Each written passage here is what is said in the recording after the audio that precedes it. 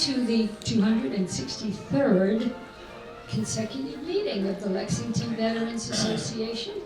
I'm Linda Dixon, happy to welcome you on this dreary April day.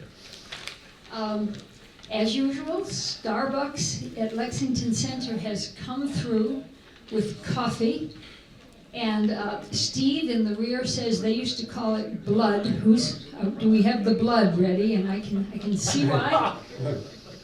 And we have a lovely array of cookies to go with the coffee. Thank you to all those who brought them. Thank you for your donations in the basket. It keeps us going. Well, I have good news and I have bad news. The bad news is that our speaker, Jim Ramsey, has pneumonia. Bob Lewis. Jim Ramsey. You're fine. Jim Ramsey's fine. I'm sorry. Bob Lewis got pneumonia over the weekend. And do you know, Bill Kennedy, who has historical memory, tells me, I think this is the first time we've ever had a speaker unable to appear on schedule. Isn't that remarkable? He's fine, he's going to be fine, and what we managed, we have a miracle. We managed, thanks to a wonderful person, to invite our June speaker, Leon Poirer, to swap with Bob. So Bob will be back in June to give his Saratoga presentation. And for any of you who came just for that, I promise you, you won't be disappointed. You're going to get a great presentation. Leon Poirer, on about 3 hours notice, came here today, and really, I can't tell you how grateful we are. And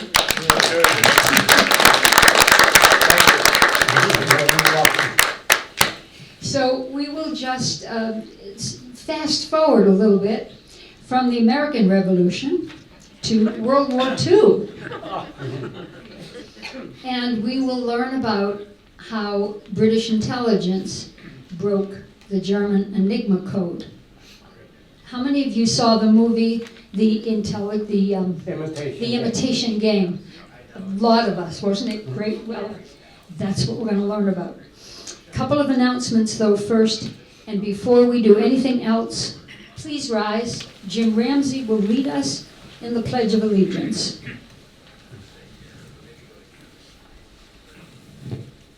I pledge allegiance to the flag of the United States of America and to the republic for which it stands, one nation, under God, indivisible, with liberty and justice for all. Thank you, Jim. We have a new producer, and I would like to introduce a familiar face, I think, Franz Johnson. Franz is a regular attendee, and from now on, instead of sitting in the audience, he's going to be in the production booth. For the next few months, he will be learning the techniques from Terry Samaras, who's the Lex Media executive producer. Franz, I would like you to just introduce yourself, say a few words about yourself, and how you decided.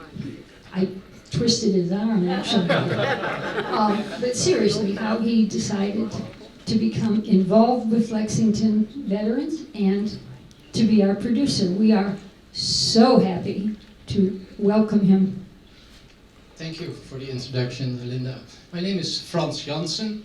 You're probably asking, why does he have a strange accent? Well, because I'm not American, I'm Dutch. In 2009, I got my retirement. My wife was American, from Lexington, and we decided in 2009 to come to the States and live here. Unfortunately, a few years back, she got cancer and she passed away on the Patriots Day 3 years ago. But I have now plenty of time on hand, and my neighbor, Bill Gerber, he's a veteran, of the Cold War veteran.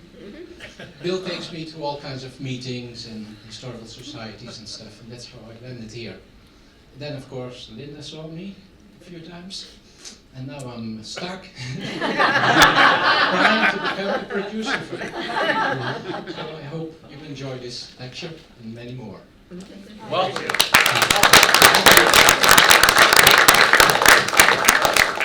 I forgot to tell, I have a little military background because Holland was always a part of NATO. So in 1969 and 1970, we still had draft.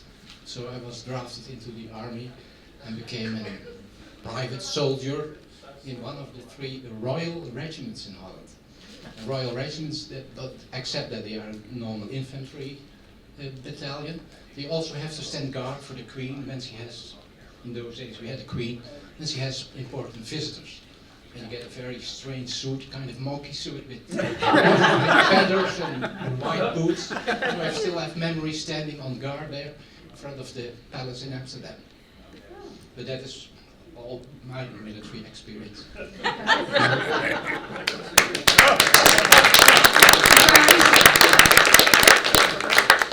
Great. Couple of interesting announcements. June 6th is coming up. June 6th happens to be the 75th, imagine, 75th anniversary of D-Day, the beginning of the invasion of Europe. The Lexington Veterans Association, pardon me, and the Lexington Historical Society are going to co-sponsor the Cronin Lecture at the depot, the headquarters of the Historical Society. And we're going to have a terrific lecture given by Professor Cathal Nolan, who's a professor of military history at Boston University. It's going to be a super lecture, and we really would like to have a great LVA presence. It's June 6th, Thursday, 7 o'clock at the depot, and we will be advertising this. You'll be getting emails. We'll talk about it. We'll have flyers. This is save the date. And also, next year in 2020 is another major 75th anniversary. George Gamoda is going to talk a little bit about that. George.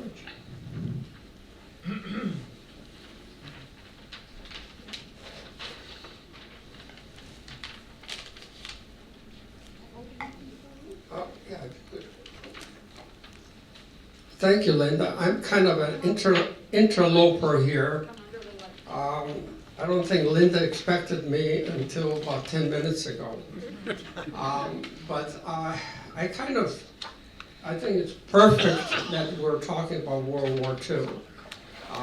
Back in January, after I finished my World War I experiment, if you will, I gave my report to the selectmen.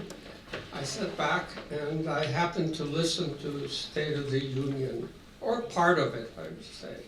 What really grabbed me was the president said, on June 6th, we're going to celebrate 75th anniversary of D-Day. So then I started asking a question, and I sent an email to Donna Hooper.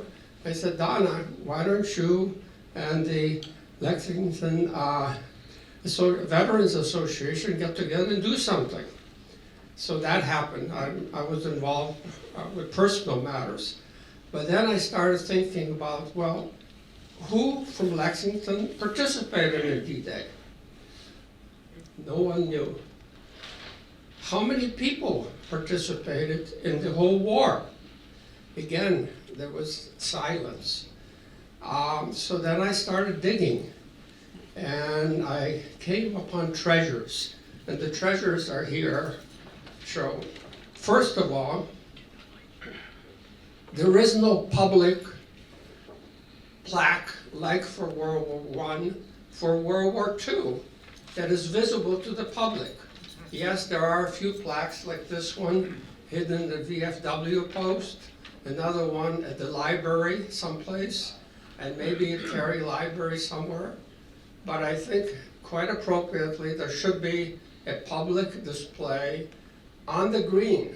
And I'm working with Sam Dorn, who's on the Monuments Committee, to try to see it happen, and I hope you will support having a display of the fallen 53, maybe 54. It's not even clear that all the names are accounted for.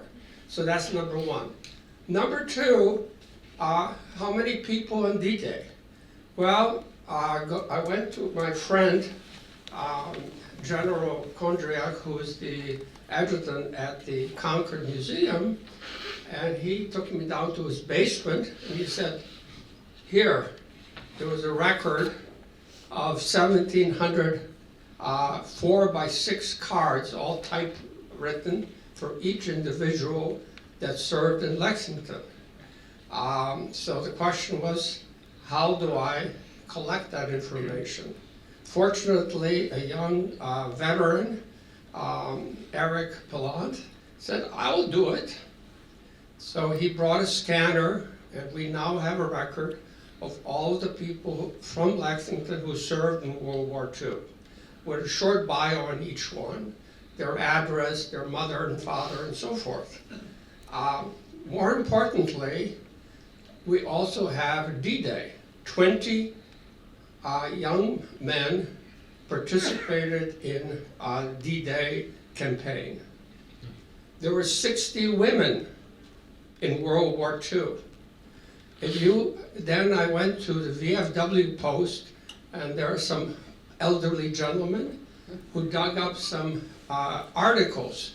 And here is the article, 2 articles with photographs and names and short bios on each of the people from Lexington who served. This is a tremendous treasure that I hope we will be able to utilize within the next 18 months as we celebrate the finale, the end of World War II. I think it is very important also to try to get people to send in information about their relatives, their fathers, mothers. We have here a situation where a mother and a son served in World War II. We have a family with 4 children serving in World War II. We have a father, daughter, and son serving in World War II. Those are stories that Lexington should remember, and I hope to bring it to the attention of the community. The other thing that's important is World War II was really world war. The Chinese community was heavily involved with World War II. This is an opportunity for us to spread our wings and learn about the history, not only of ethnic whites, but also what happened the rest of the world. And I hope that we'll be able to do that by incorporating stories and lectures in the next 18 months. Any help I will appreciate. There is a letter to the editor will come out this Thursday asking for information and an email address. You can send it to that email address and we'll try to cope with it. Thank you.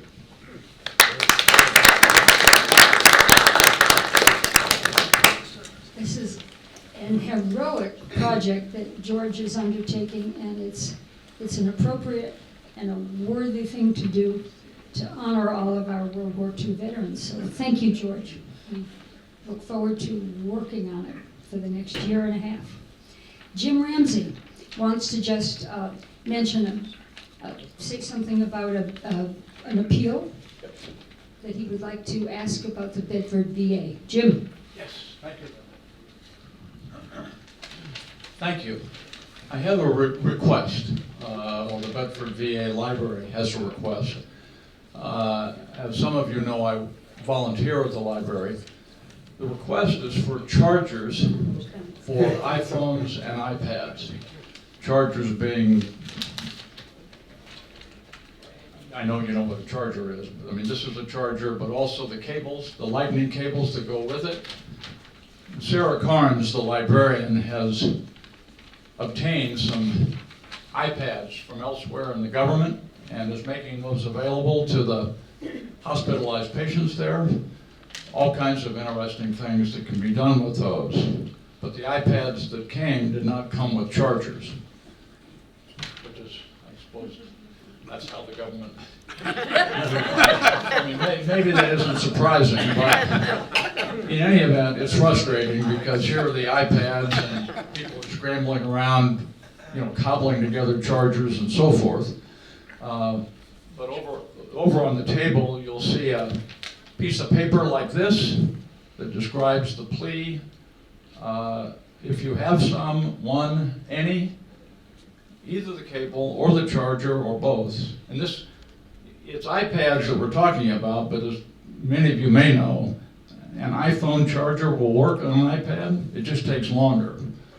So what we're looking for is iPhone and iPad chargers, and these are basically extra, we all wind up with extra chargers when we get a new machine or something like that. So if you have one, bring it to me to the next meeting, or give me a call, or email me. This info is on here, and I'll come and get it to take it over to the hospital. Thank you. Thank you, Jim. Final announcement, promise.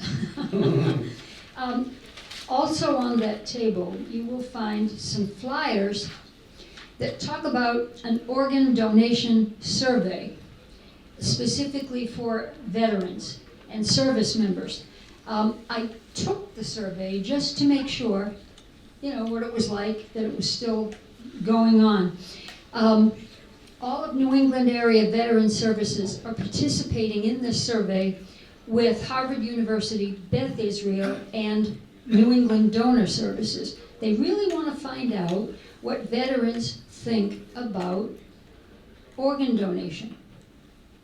And they're saying that for anyone who completes the survey, which takes about 10 minutes, you will get a $10 gift card to Dunkin' Donuts or Target, your choice. So I said, I'm going to test this. So about a week, 10 days ago, I took the survey, and let me tell you, it was an education. It was very interesting. And I signed up and said, yes, I'd like a card. Well, about 7 days later, I got a Dunkin' Donuts gift card. So it's the real deal. And they really would like to have, hundreds and hundreds and hundreds of veterans answer the survey so they have a good database of information. If you are interested, the flyers are right over there, and there's just a link. Go on the link, take the survey, get a gift card. So thank you for considering that. And now, let's get to learn about the Enigma Code. But first I want to tell you something about Leon. He's a very interesting man. He's really smart. Not true. But in chatting with him, we find out that he hated high school. Hated high school. And he says that the reason is he graduated young. He was younger than his peers. And he did not have a good experience in high school. So what did he do? He went to work in a mattress factory for 2 years. And then he said, I thought I was going to die there. And he knew he had to do something else. So he did find his way to what is now UMass Lowell. And he did very well there. He found his way. And he also found a wonderful mentor. And he earned a bachelor's and a master's degree in electrical engineering. And he was invited to teach there. He also joined ROTC and earned a commission in the Air Force. And they decided he had a lot of talent in the area of electronics.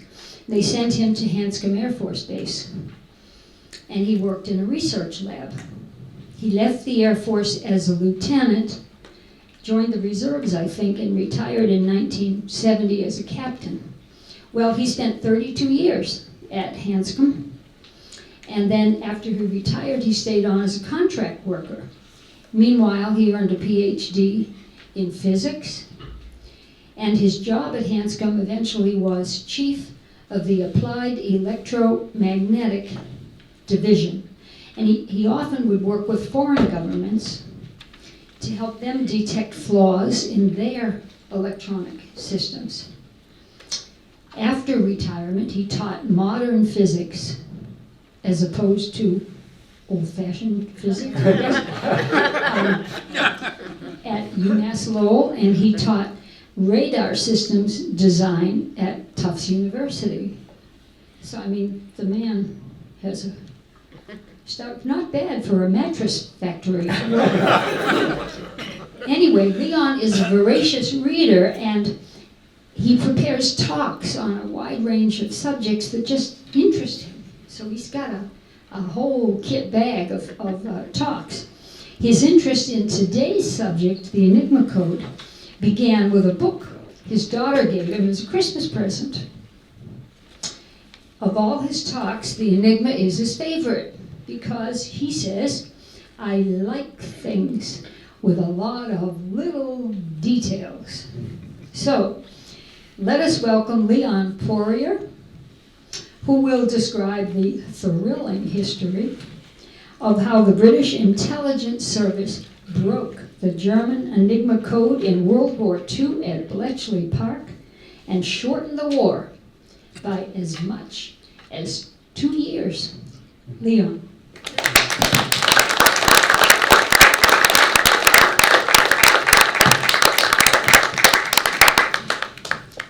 I'll never be able to live up to the introduction. But it turns out her description of the survey for the organ transplant, my daughter just had her 4th kidney transplant about 13 months ago, and she's doing okay. It was a tough one, but she had her first one when she was 10, and she's 56 now. And even after the transplant, she became the Massachusetts High School State Gymnastics Champion, and she rides horses, and now she owns a stable that out in western Massachusetts that you can go ride a horse and learn how to do English-style jumping. So I think organ transplantation is a really good thing. The other thing, while you're at it, you know, you can donate your body to medical schools after you die. And my wife and I have done that to the UMass Medical School, because how else the doctor's gonna learn, you know, what's inside, underneath all that, at least in my case, layers of fat. But anyway, my style is, if you have any questions along the way or would like to say something, comments, you know, let's do it right off. Just stick your hand up and we'll stop and take care of it. I find almost every time I give a talk, I learn something new that I didn't know before. So I think it's really worthwhile. The other thing is I almost hate to do it in this group because it's such a formal, important group. But when I was teaching school class, I always told a joke before starting class. And after a while, I think the kids used to sign up for my courses just to come listen to my jokes. They're all stupid, I guess, what people call shaggy dog jokes. But some are almost true. And this one is almost true. On the way in this morning, poor Linda, she almost had a heart attack.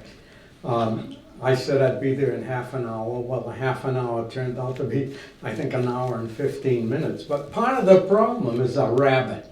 There's a picture of a rabbit.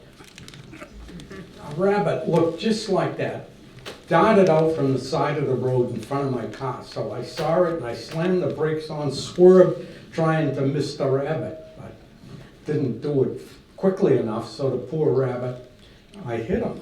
So I said, I better stop and check him out. Maybe if he's just injured, I could bring him to a vet. So I got out of the car and the poor thing wasn't moving, wasn't breathing, so I figured he's dead.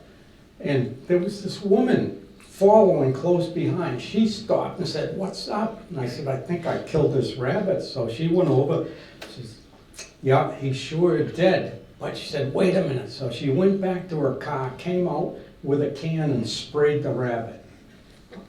All of a sudden, a rabbit opens its eyes. He looked up at us, shook his head, and he sat up. He looked at us again and waved to us. Took a few steps towards the side of the road, turned around, waved to us again. A few more steps, turned around, one last wave, and then he scurried into the underbrush.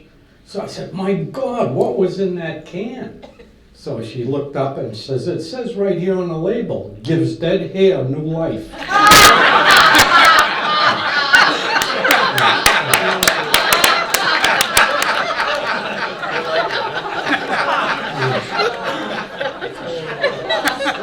And provides a permanent wave.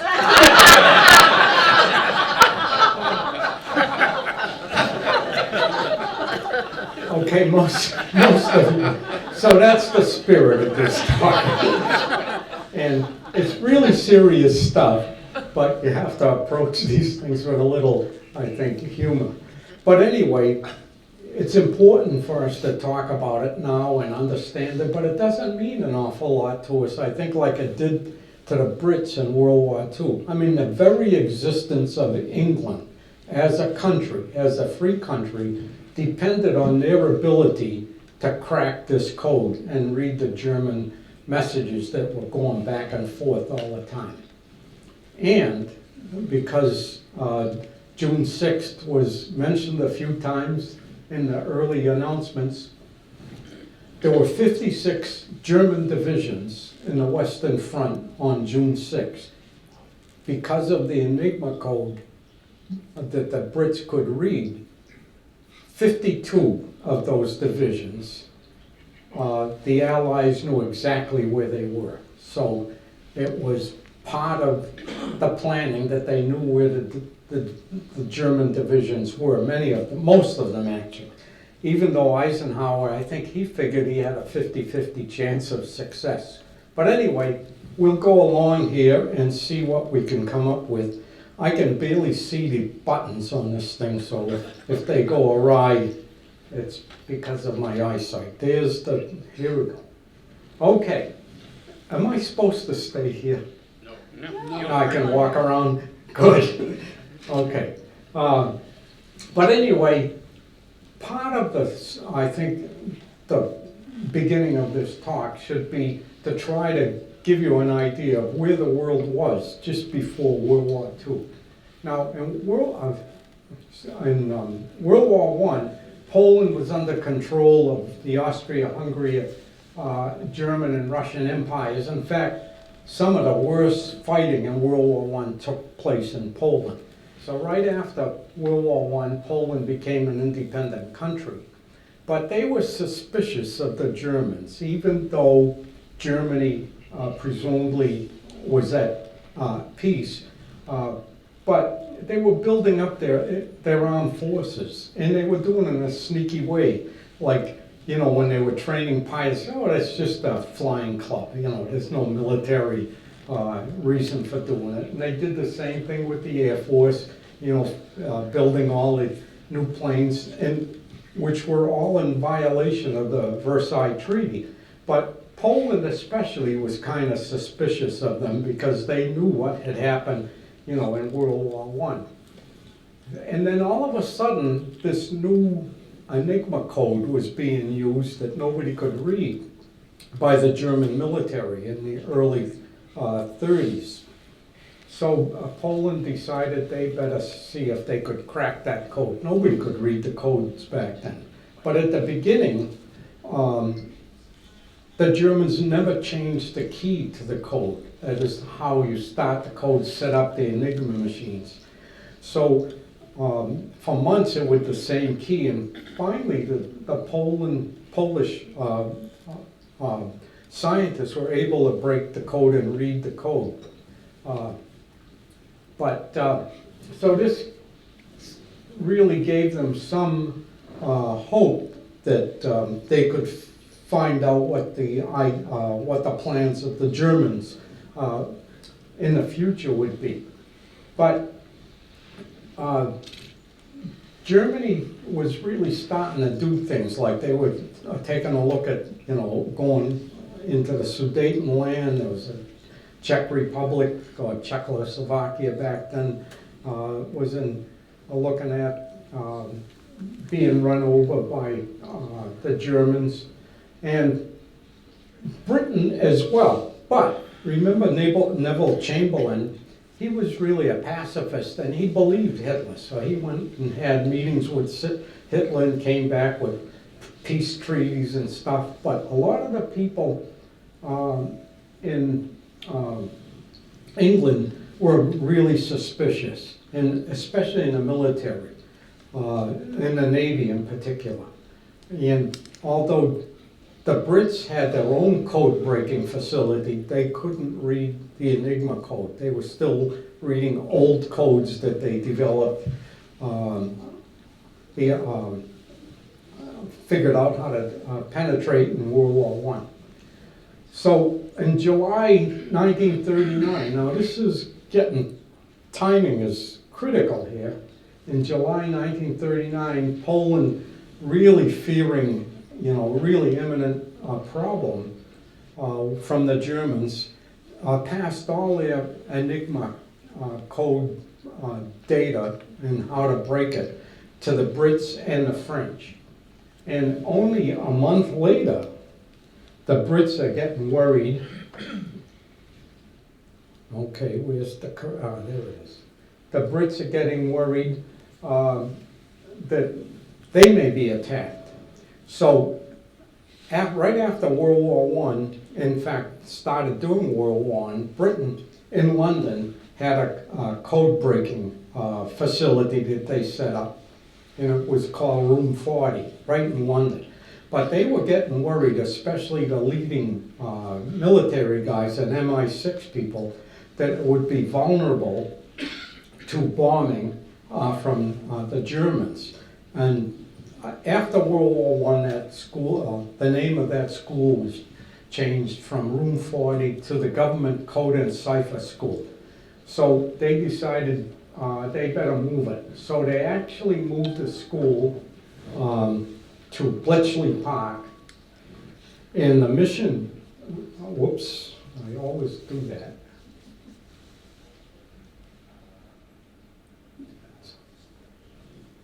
Moved it to Bletchley Park, and with the express mission of breaking the Enigma code. And we'll talk about why they went there. But the following month, September 9th, 1939, Germany, of course, attacked Poland, and the British and the Poland had a mutual defense pact. So as soon as Germany attacked Poland, England declared war on Germany. So that's sort of the background of what was happening when all this stuff was taking place. Now, those of you who saw The Imitation Game, that movie was pretty close to the truth, but there were a lot of little things along the way that I think were put in just to get people excited and have a little more drama in the story. So if I can remember them, I'll point them out to you. But the code business goes back a long way. Julius Caesar actually gave his generals, when they went out, a substitution code.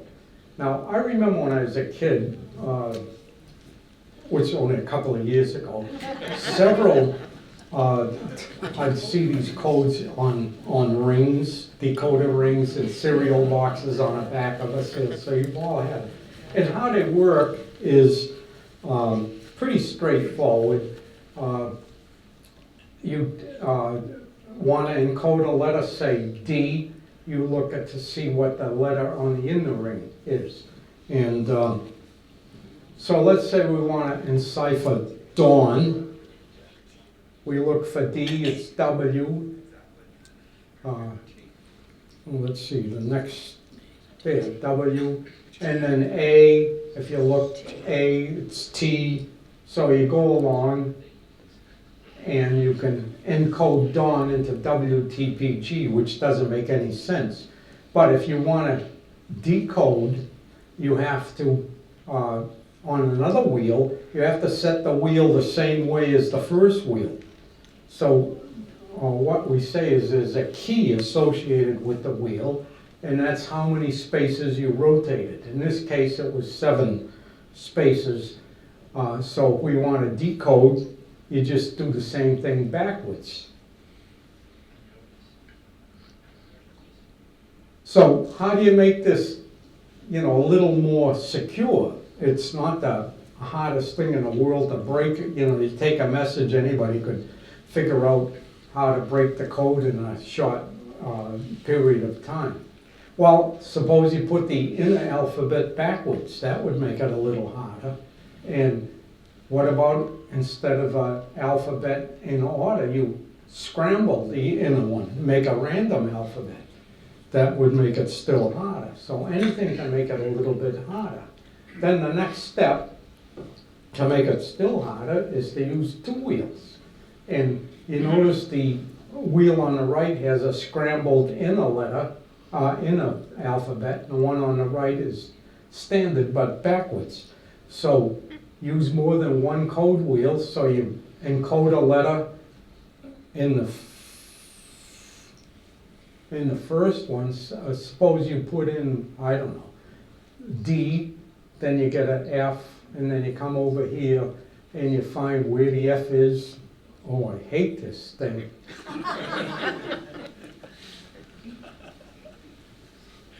So to make it still harder, use random alphabets all over the place.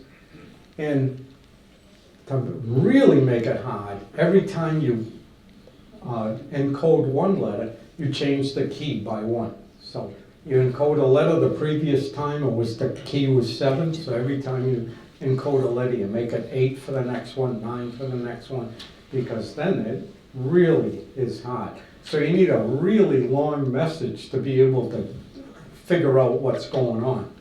That's one of the reasons that whenever the German submarines, for example, or any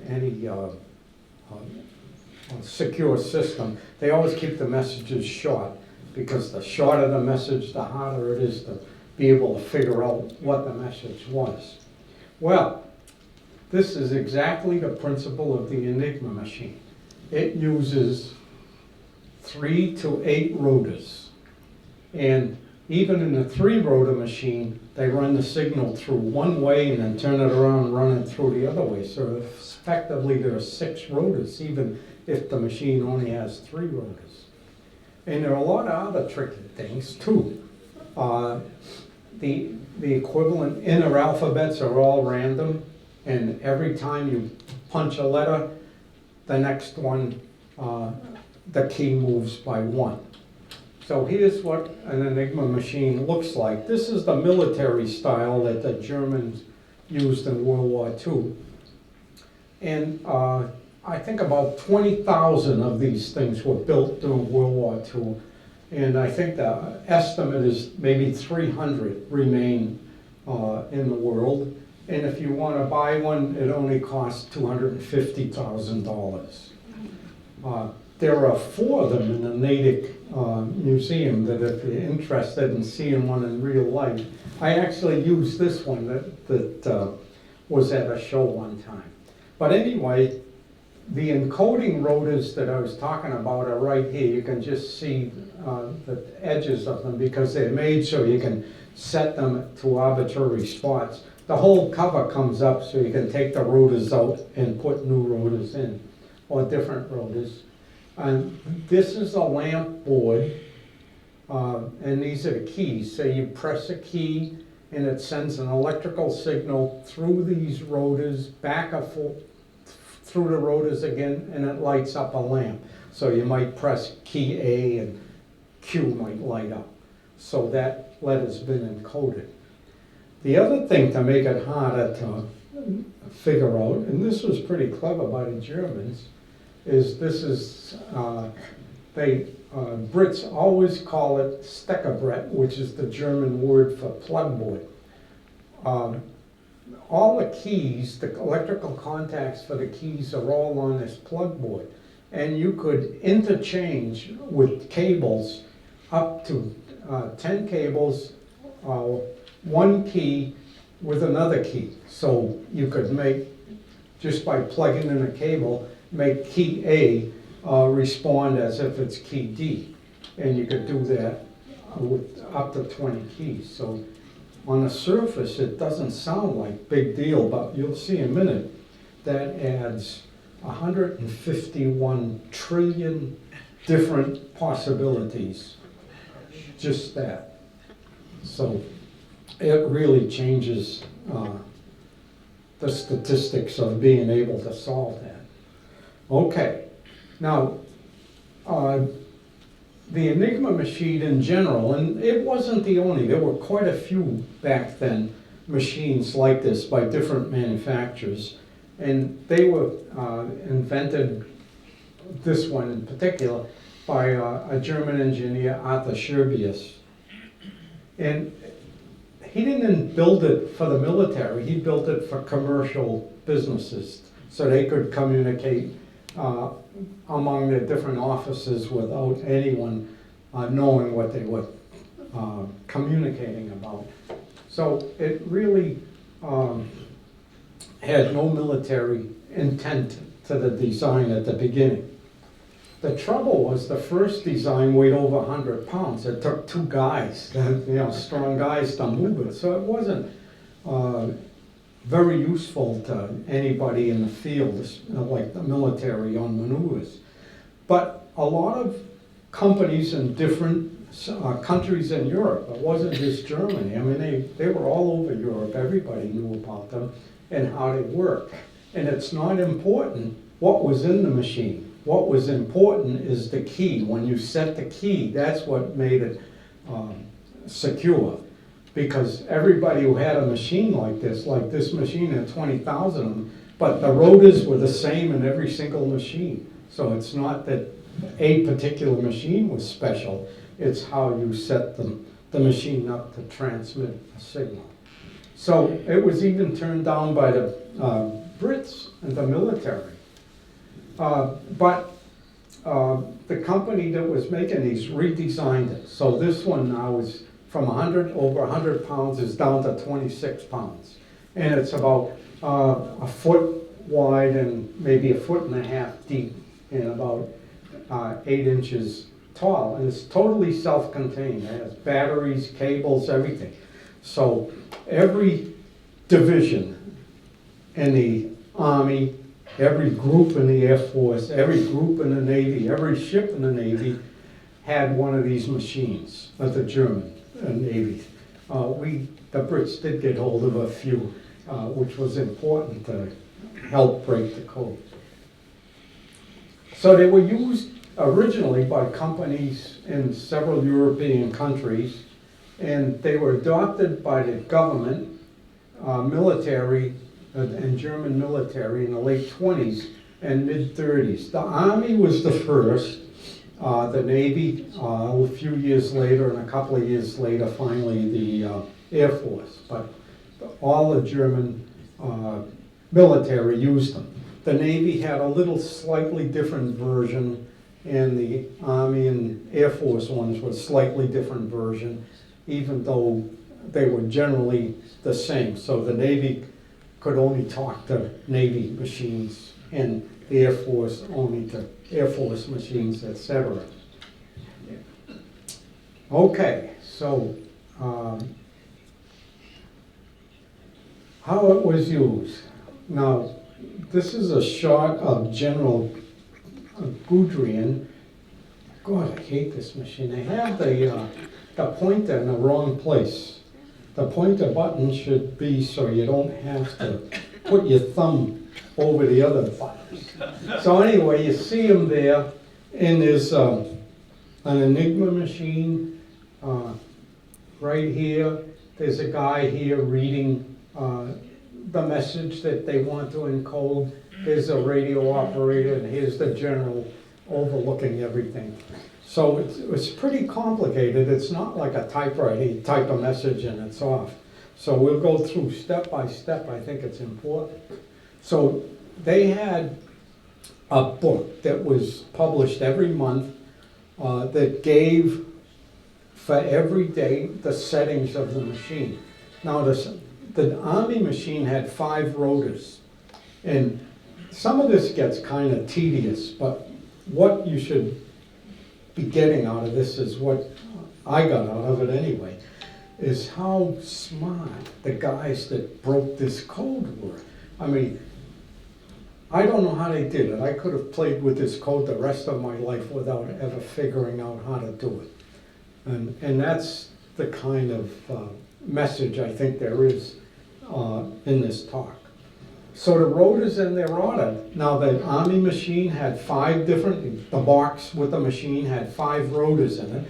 So inside the daily code book for it told you use rotors 1, 3, and 4, for example. Not only use those, but it tells you how to put them, what order to put them in the machine. So you might we have rotors 1, 3, and 4, put them in 3, 1, and 4 in the machine. And then the rotors could be adjusted, so you could start the rotors at any position. So each rotor has 26 letters. There are no punctuation marks, no numbers. If you want to transmit a number, you spell it out, for example. And remember we said every time you press the key, the first rotor would move 1 notch. Well, after the first rotor goes around 26 times, it clicks the middle rotor 1 notch. And after that one goes around 26 times, it clicks the third rotor 1 notch. So everything's changing all the time. Those are called the rotor turnover positions.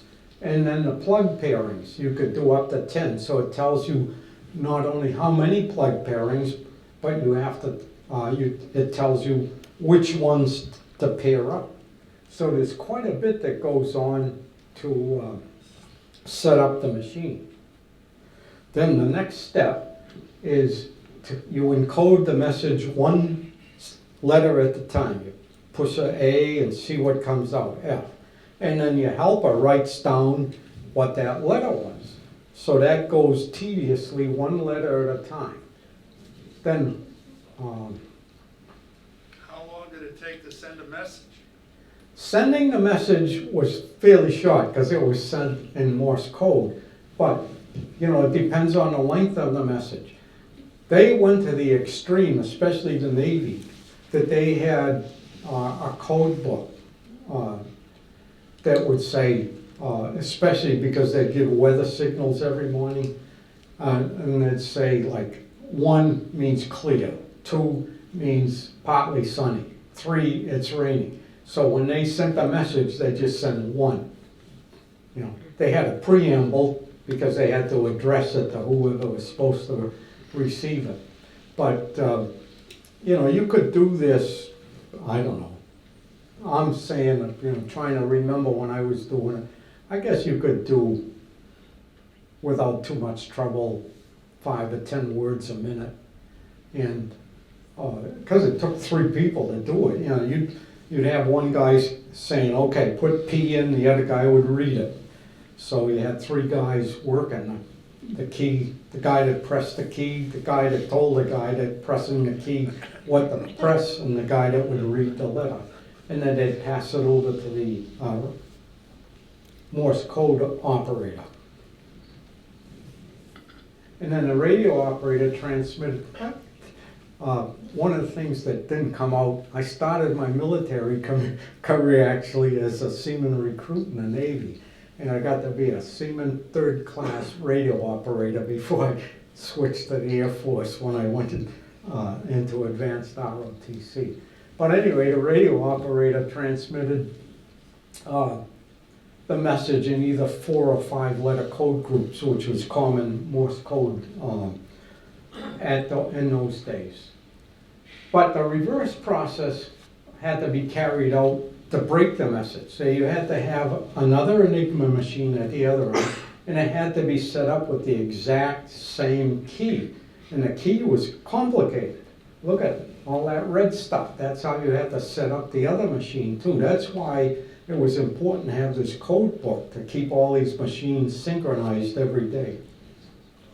And the other part was the message was in German.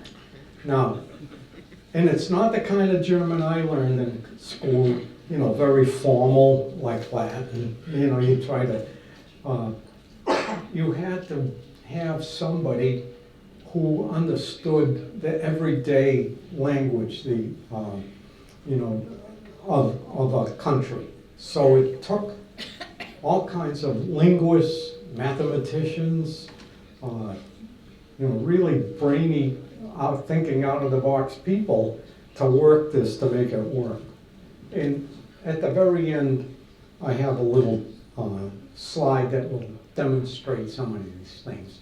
So anyway, the rotors. Here's the rotor, a typical rotor. And you notice there's an electrical connection. So in the Enigma machine, it's only wires and light bulbs and a battery. There's nothing really tricky in there, you know. How long did it take to train the operators?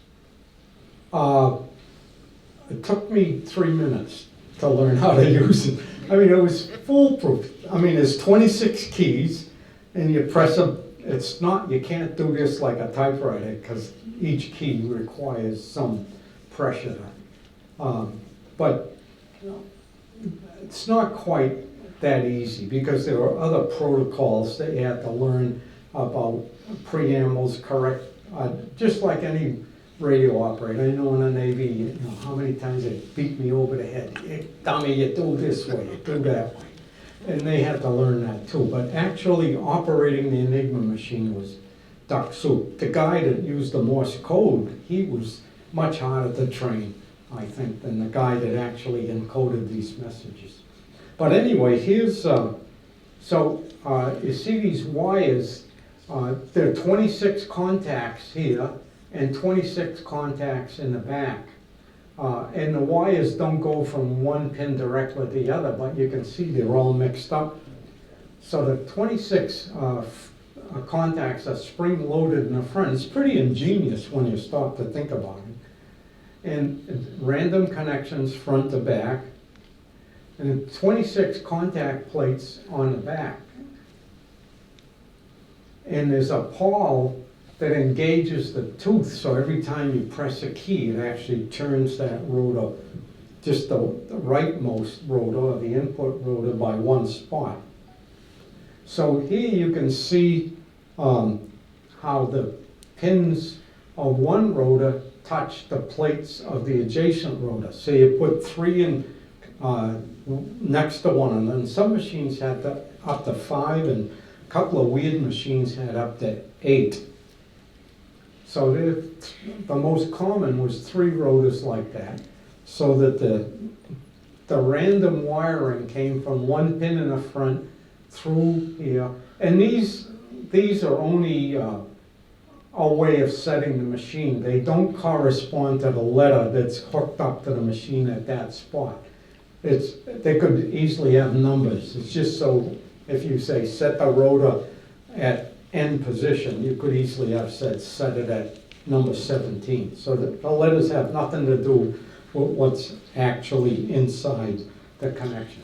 So they go out this way. This is the input rotor on the right. And then there's what they call a stationary reflector out here. It takes the signal and sends it back another way, that way. So it goes through 3 one way and 3 the other way. So it's like if you have a Caesar's code with 6 wheels on it, and every one has a random connection, and the randomized alphabet on each ring is different. So it's really pretty complicated. So here's what it looks like, and so you'll have a better idea. But I'm only using 8 wires, not 26. So these are the lamps, that's the keyboard, and these are the rotors. This is the input rotor, the right rotor, the middle rotor, the left rotor, and then in green, the stationary rotor. Those connections don't move, and neither do the green ones on that side. So initially, one side of each one of these light bulbs is attached to one side of the battery. So the idea is if you press a key, it will the signal will propagate through this thing and come out and light up one of the light bulbs. So let's see if that works. Suppose I press A, watch the red line. Now it goes faster than this in real life, but just to give you an idea of what happens. Bingo, letter F came up. Now you notice two very important aspects of this machine, and turns out there are weaknesses in the machine that were actually used to break the code. One is you can never encode the same letter. There's no way you can press A and make the A light bulb light, because as soon as you press the key A, it disconnects the light A from itself. So that's important to know if you're trying to break a code, because you know if you got a B in the original code, it could never, if you encode it, it will never come out B. Or vice versa, if you have an encoded message and it's a B and you uncode it, it will never be a B. So that's it's not apparent why that's a weakness now, but it is. The other thing is, if you press F, A would light in this, at this particular point. So that means the machine is reciprocal. Every letter, if you have an encoded letter and a decoded message, the letters are the same whether you're going code to uncode or uncode to code.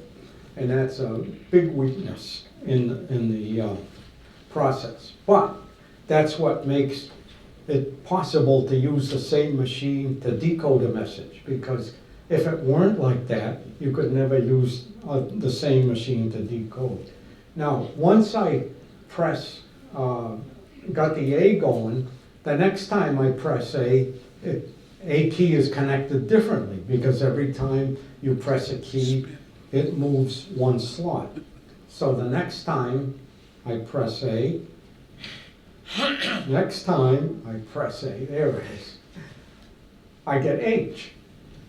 And if I did it again, I'd get a different one. Now the real machine has 26 letters going in, so it's a lot more complicated than this, but this is in terms of the number of wires, but this is the general idea of how it goes. Now the Steckerbrett, that's the plugboard, so you see what they have in the front. It's just the same keys as are up here, but there are two connections to each key, so you can take this cable that plugs into these two slots at once and run it over to another key. What that does is it interchanges the keys, and you can do this up to 10 times. So you can see how it works here. Suppose I press key A. Notice it disconnects the light bulb from the battery, and then if you follow A, this is the Steckerbrett, but there's nothing plugged in, so it goes right up here, goes through the rotors, comes back down, and it would be coming down here back to A, but wait a minute, it's going, since it's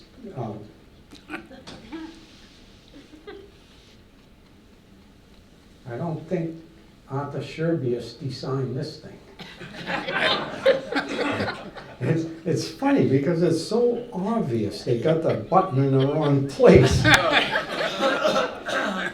You could hold it this way, but then the laser spot would be here.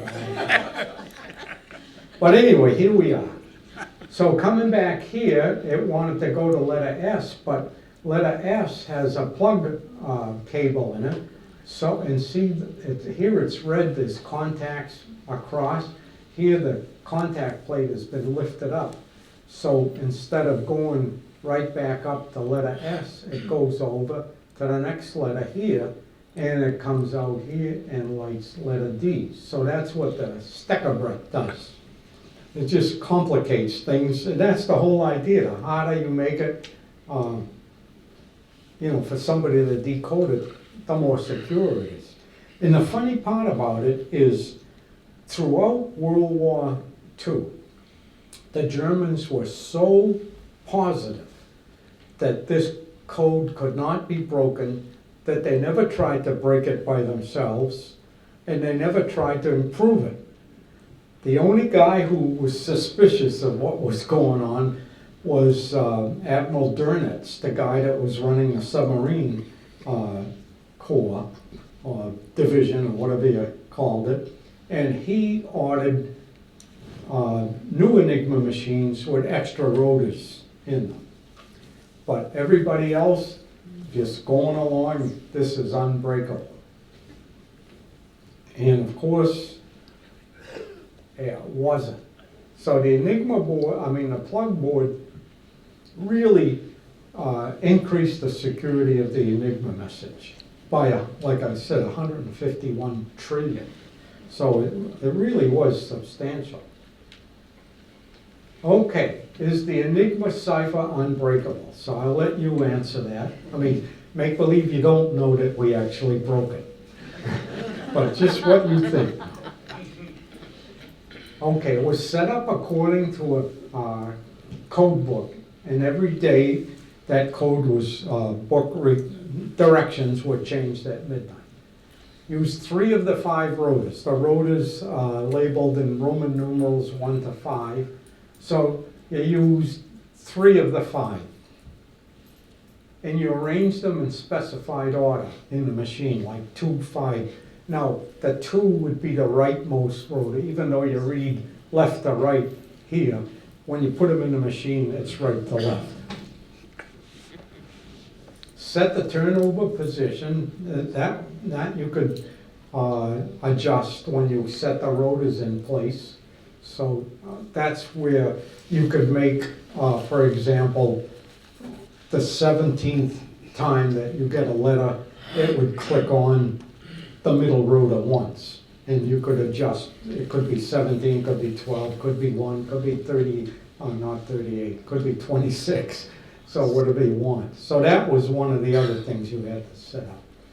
And then the starting point of every rotor. So the rotors were, you could click, so you could, instead of starting it in position 1, you could start it. Remember that they had letter codes that aren't connected to anything, just so you know where the rotor is. So you could turn the rotor so it starts. The first rotor would be at B, the second rotor could start at Q, and the third rotor could start at S.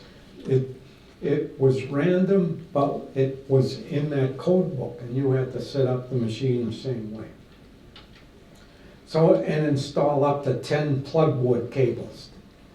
So here we are, the rotor order. If you take 5 things, and out of that set of 5 things, you pick 3 of them, and you can arrange them in all possible orders, it turns out that there are 60 possible ways that you can arrange those rotors. So right off the bat, if you did nothing else and you got a message, the odds of breaking the thing would take you 60 tries until you tried every single order to break that. But we also set up the turnover position on wheels, on 2 wheels. So that is, and it's 26 possible places in the 2 wheels, so that's 676 spots that we could adjust. And then the rotor starting point, we could start each rotor at any one of 26 positions. So that gives us 17,576 new chances for getting it right or wrong. And then a plugboard, it turns out, this is the big one. You can adjust, if you have 10 cables to try to swap any of 26 letters, this comes up to 151 trillion different ways you can do that. So, remember what the question is the Enigma Code Unbreakable. So, what's the total possible settings? So, the rotor order we know is 60, and if we count in the turnover point, well, we're up to 40 possible settings. If we count in the rotor start positions, we're at 712 million, almost 713 million people, possibilities. And if we throw in the Plugboard, I think that's 107 sextillion possible settings that you can have. Did any of the Polish intelligence help the British solve this problem? Yes. Well, one of the things is they actually, later on we'll talk about a machine that's called a bombe, B-O-M-B-E. The Polish actually built one that could break the Enigma code. But it was slow because it was mechanical, really mechanical. And the other thing, they really developed a lot of ideas of how the code worked, and they actually were able to deduce the actual connections from front to back of the rotors. So they developed some, I guess, manual ways to break the code. But the trouble was that as soon as the Germans started changing the keys, when the war started, they started changing the keys every day, then the machine wouldn't work anymore because the key was changed. So it would take so long to try to get through to decode the message that the information was no longer useful. The Brits figured out early on too how to break the codes. Remember, you don't know any of this until we answer this question. How to manually. And a little bit of that was shown. Remember in the Enigma game when Alan Turing walked in and he looked at the machine, he says, 150 million different settings. And the guy, Hugh Alexander in the corner, who was a real chess champion, by the way, he said, we're going to use letter frequency analysis. And Turing says, no, you can't do that. You take all of the rest of your life. And it does. If you count up, if you had 26 people or 60 or 100 or 1,000 people, it would take centuries to try every one of these possible combinations before you broke the code. So we're at this tremendous number,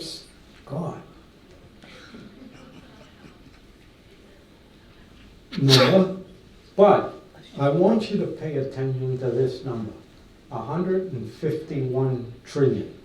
Memorize that. We'll come back to it in a little while. 151 trillion. Okay, what's the next thing? Bletchley Park. Okay, so I told you already there used to be room 40 in London during World War I. After World War I, they called it the Government Code and Cipher School. And they were getting worried that, what a clever thing. I see two slides here, the one that's up and another one. I said, I must have pressed the button, but it's the other one. Pretty neat.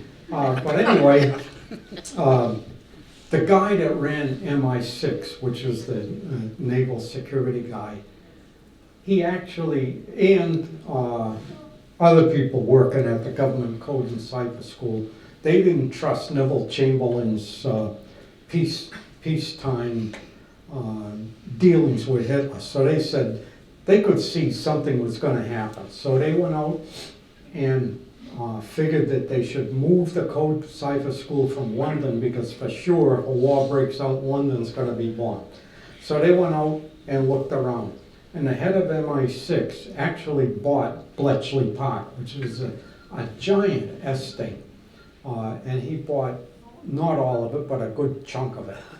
And one of the reasons they bought it is that it had a railroad line directly from London to Bletchley Park, and there was a also a railroad line from Oxford and Cambridge directly to Bletchley Park.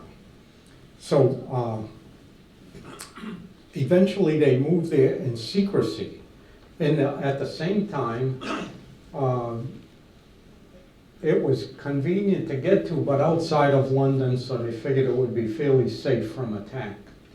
One of the things that I've been to England and London at least a dozen times, maybe more, and I never knew about Bletchley Park. There's a nice museum there you can go and visit, so that's on my bucket list if I ever travel again, to go there to visit Bletchley Park and see the bomb and stuff. The bomb that was in the imitation game, it was an exact replica of the bomb that Alan Turing designed during World War II. All the bombs, the original bombs were destroyed, but they did have one set of plans left. And remember in imitation game, it showed Turing playing with wires and stuff. He never touched those things. He had nothing to do with the actual building. It was built by the British Cash Register Company or something like that. But anyway, so Hugh Sinclair, he was the head of intelligence. He bought the place. And as soon as they bought it, they started upgrading the mansion and building a lot of other buildings that they called huts by and large. And they renamed it because they wanted a name that didn't sound attractive to the Germans. So they called it the Government Communications Center. You know, it's not a very high military target in terms of priority. But who remembers what the sign outside of the imitation game door said? Remember what it called? Radio manufacturer. And they had other names for it too. And the names were intended to be low, everybody knew it was kind of military and government. Although it was forbidden for any high-ranking military person to wear his uniform when he went there, because they figured there were a lot of spies around, and the less attention they could bring to that place, the better off it would be. Now, Denniston, who was the nasty guy in the movie that was always fighting with Alan Turing, remember him? Well, that was pure baloney, because it was Denniston who used to go out to the various universities before all this happened to enlist people. And he actually had Alan Turing coming to the Code and Cipher School in London way before this happened. So they were friends and they knew one another a long time ago, and all that business about German language and stuff, that was all baloney. And the guy in the background, I forget his name, the MI6 guy, his sole job was to report directly to Churchill. Any codes that were broken, his job was to bring them directly to Churchill.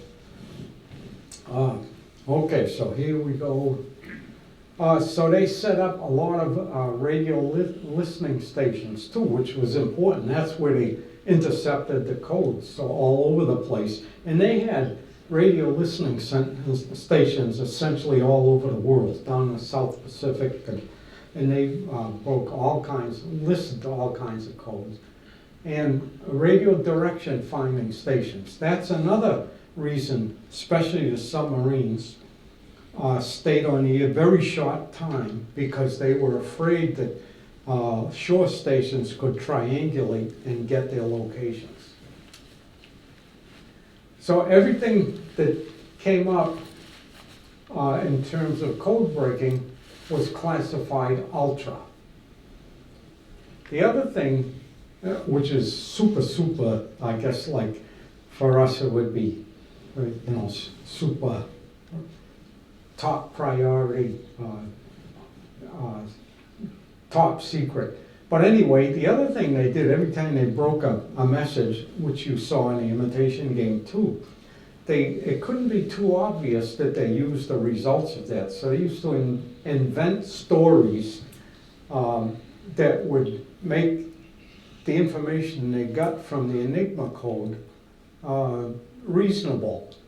For example, if they discovered some German submarines, they had to also have corroboration, so to speak, from an overflying British airplane, things like that.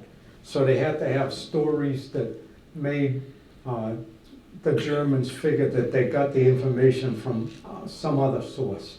Because once the Germans figured out that they were breaking this code, they changed the code, but they never did. So every person signed an official Secrets Act. I guess you had to, and this stayed classified from World War II. They let out a little bit of information around mid-1970s, and then finally the thing was declassified in the early 90s. So that was a long time to keep this secret. So other names for Bletchley Park was Station X, BP, radio manufacturing plant. That's the one they used in the movie. So they built a whole pile of huts, brick buildings and huts. This one is Hut 6. And the reason I put it there is because that's the hut that you heard his name mentioned only once in the movie. And just a passing reference with nothing else. Gordon Welchman. And he was the guy that made possible using the bomb to break the Enigma codes in nearly real time. I mean, they could break a code in 20 minutes. But the reason Welchman's important is he authored a book called The Hut 6 Story in 1974, and he actually was over here working at MITA. I think it was MITA or Lincoln Lab, one of those two. And unfortunately, some of the stuff he reported in that book, they considered still classified, and they stripped him of his security clearance, so he couldn't work there anymore. Pretty much wrecked his life. But he was, if you have a chance to read that book, The Hut 6 Story, Gordon Welchman, it's worth reading. He's a brilliant guy, just looking at the messages. I mean, he could practically break a code in his head. And they were all special people there, no question about it. Different huts were assigned different codes to break. They were still breaking Japanese codes and Italian codes there. Turing and his team worked in Hut 8, and it's fixed up because he's the most famous guy, Alan Turing there. And Hut 8 now has been restored, so it's part of the museum if you go there. By the end of World War II, 12,000 people worked at Bletchley Park. So it was, or at the stations, you know, and they had a few sites away from Bletchley Park, especially where they put the bombs, the machines that actually broke the code, in case they were attacked. But of the 12,000 people, about 80% of them were women, because it was they had women doing a lot of the administrative work and actually running the bomb machines, setting them up. And you think there's a glass ceiling now? The glass ceiling in England during the wartime was about 100 times worse than it is now. Only a handful of women were ever allowed up into the real code breaking area where they could contribute as equals. There's what the bombs look like. We'll see a little more. Here's 3 of them there and 3 of them here. These are the machines that Alan Turing designed that would not solve or decode the message, but they would find the key. Once they found the key, then they could they had another Enigma machine or the equivalent Enigma machine. They'd put the key in there, and then when they typed in the message, it would come out in German, and then somebody would translate it into English. But remember Keira Knightley, the Alan Turing's girlfriend? Well, he's the real Keira Knightley. Joan Clark. She was really brilliant, and she actually broke some of the codes, and a couple other women too actually broke some of the codes. But really a handful of women only got to the upper echelon. I got a book, let's see, where am I? Must have been Christmas. I guess I haven't had a birthday since Christmas. And it was really good. And it's a story. I wanted to bring it today and a couple other books, but you know, I thought today was tomorrow, so I didn't have a chance to get them all. But anyway, it's really it's not a novel, but it is a story of different kinds of people who worked at Bletchley Park. Park, mathematicians, linguists, and musicians, chess players, and after every chapter that dealt with a particular type of person that they were looking for, they had a bunch of quizzes and tests. I mean, not only I would say crossword puzzles or number puzzles or word puzzles, and looking at them, I couldn't do a single one of them. Like glancing, maybe if I went back and spent a lot of time, I could break one or two. But it's amazing, and a lot of them were the actual crossword puzzles that were in the London Times that were used by the people recruiting people to go to work at Bletchley Park. So these were special people. Okay, well, it's a multi-alphabetic code, so generally you can't break these codes by simple letter frequency analysis because it keeps changing the code every time you do a letter. So, but a few messages were broken using hand methods, and some of those were, remember the guy in the movie that had these big sheets, and there's a young guy, I think it's the guy that his brother was on a ship that was about to be bombed or torpedoed. He's leaning over the table and they had these big square pieces of paper, and the papers, sheets had perforations in them, and the idea was to line them up until the perforations matched. But it took a long time to do that because you had a lot of sheets. And by the time you got that, it would take a couple of days maybe to find the answer. It was too late. The information was no value anymore. So Alan Turing kept saying, look, the machine's got two significant flaws. One, it could not encode itself. That is, a letter, if you typed A, it would never come out A. And B is it was reciprocal. If A came out B, B would come out A. And these, together with German operator procedural lapses, made finally breaking and reading the code possible. For a couple of times, the German operator would forget to do something, and he typed the same thing over again. So you got two messages. It's like reading the Enigma stone, and when you have it written in, ancient Greek and ancient Egyptian. So they got two messages, or they'd forget to change the code for that day. So that was one of the things. The other thing is the Germans were very formal. I mean, many of the messages would start, Heil Hitler, or the preamble would be exactly the same every time. So sooner or later they started figuring out, gee, this means General Headquarters, Berlin, even though it was all messed up. And they had a whole room of people who did nothing but try to figure out, these preambles, standard preambles. You'll see how important those were a little later on. So the only way you could do it is by using another machine. So he designed a bomb, B-O-M-B-E. I think it's supposed to stand for like ice cream sundae in Polish or something like that. And they kept the name afterwards. Gordon Welchman, who was not mentioned except for one brief time in the movie, he's the one that added the diagonal board, and that really pushed it over the top. So it made a practical way of breaking these codes. So here's Turing's bomb. Now this is a picture of the bomb that was in the movie.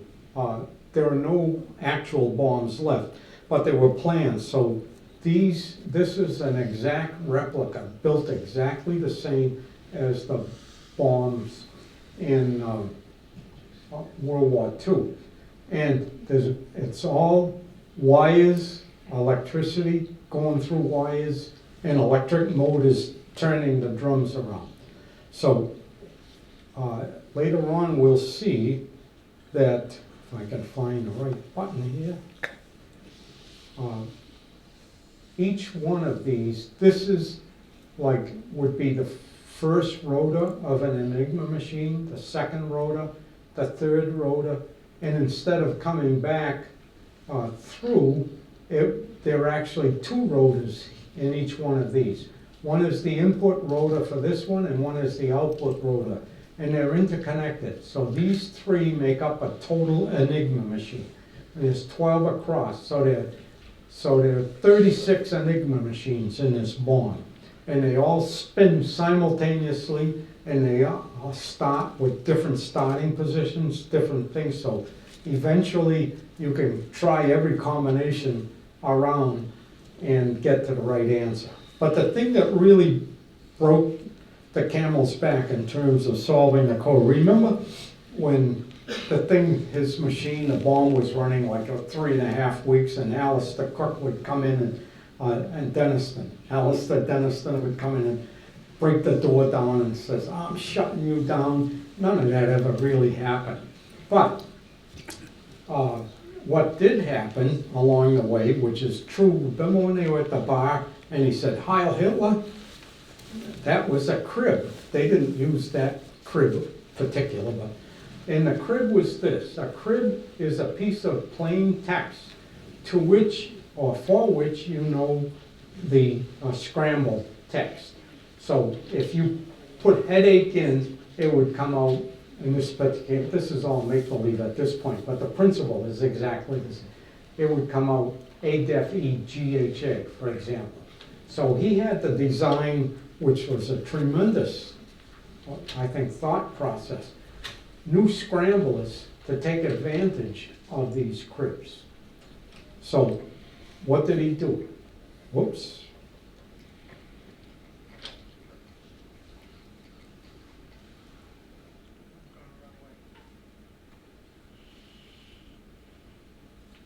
I hate this thing.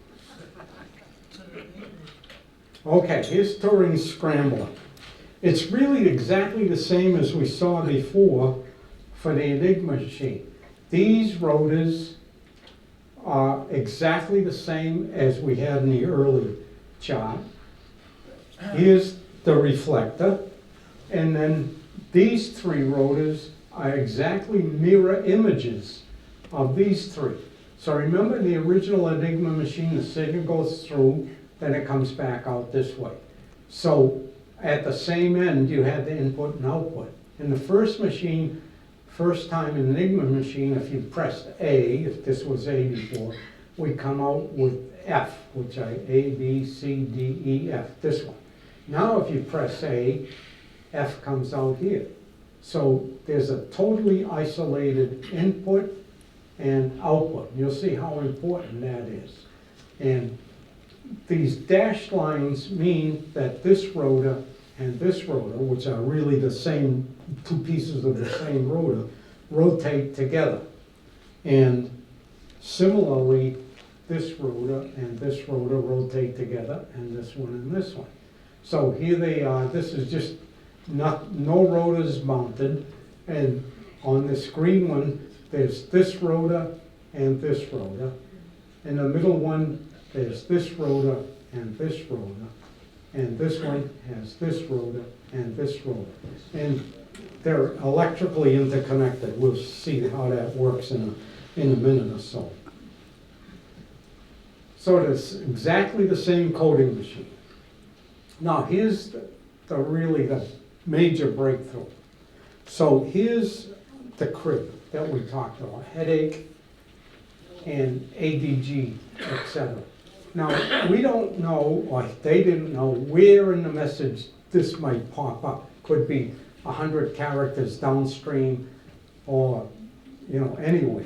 But what they do know is once it pops up, if you count this one A, the very next one is going to be 2, 3. So these are in exact correct order, but they don't know where they're going to happen.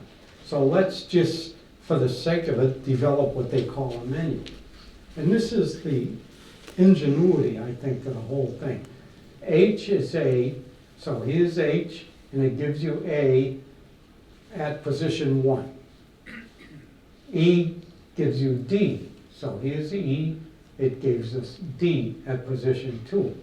And the thing that makes it workable is that all of a sudden you see that the crib gives you a closed loop. Once you have a closed loop, you're home free. And we'll see how that works. Now, look at this, keyboard H. So we're going to press key H, goes through the plugboard. We have no idea what the plugboard is going to encode the H in, so we just call it alpha. Doesn't matter what we call it. The scrambler in position 7 is going to take alpha and change it to beta. The next signal, the plugboard is going to take beta and change it to D, and then lamp D will light. So we know at position 7, if you hit key H, it'll come out D. So let's try the next one. So we know that if you put keyboard D in, we get, don't know what the plugboard's going to be, could be, so we call it beta. Here again, don't know what it is, we'll call it gamma. Gamma comes out E, lamp E opens. So we go to the next time. Same business, down again. And here's the last one. Here's the big breakthrough. Put keyboard H in, and your lamp H lights. So that's because you have that loop. So all you have to do now is take the rotors, or the scramblers, and use only those. So now remember, there's 26 wires connecting each one of these things. So I show only one fat wire, but it's really 26. So if you put alpha in here and you have everything right, you'll get an alpha out here. But what does that mean? Look at it. The plugboard's gone. Plugboard's gone. Remember the plugboard? 151 trillion different settings. Okay, I'm sorry it takes so long. This was unrehearsed. Oh, we're almost done. No, it's fabulous. So anyway, this was the big breakthrough. And this is the Welchman diagonal board. Because of the reciprocity, these things in the middle are the scramblers. So the women who ran the machines would wire up the machine. And here, again, it's very simplified. There are 26 wires and each one of the 26 cables. But anyway, the machine would run with different settings until all of a sudden alpha would come out when you put alpha in, and the machine would stop. Then all you have to do is read all the settings of the scramblers, and that would give you the rotor settings. And they try different orientations or arrangements of the rotors. So eventually they got to the right answer. So far, they were so good that in 15 to 18 minutes, they could generally break a code. That is, find the settings that they put into a Type X machine, and it was an Enigma machine that would decode it and type it at the same time. So that's the real McCoy. It weighed 2,000 pounds, was 7 feet wide, 6 feet tall. They built 200 of them.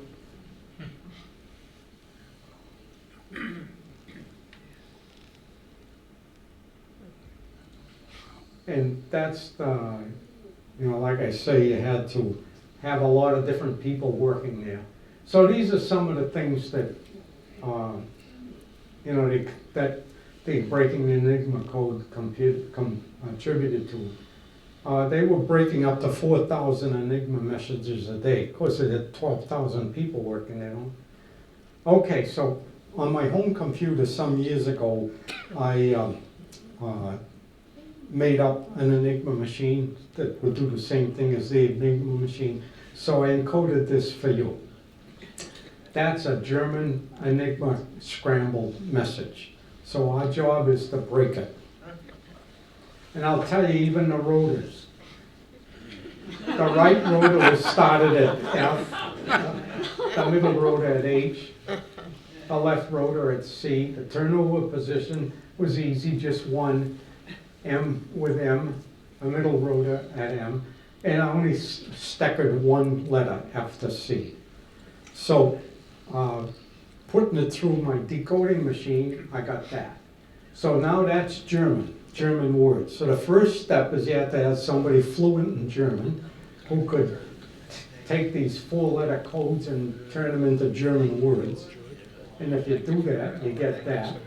And I have to admit, I've long since forgotten all the fine points of the German language. It was a long time ago I studied. But this is the German decoded signal. And now we have to decide, translate it. And this is what it means.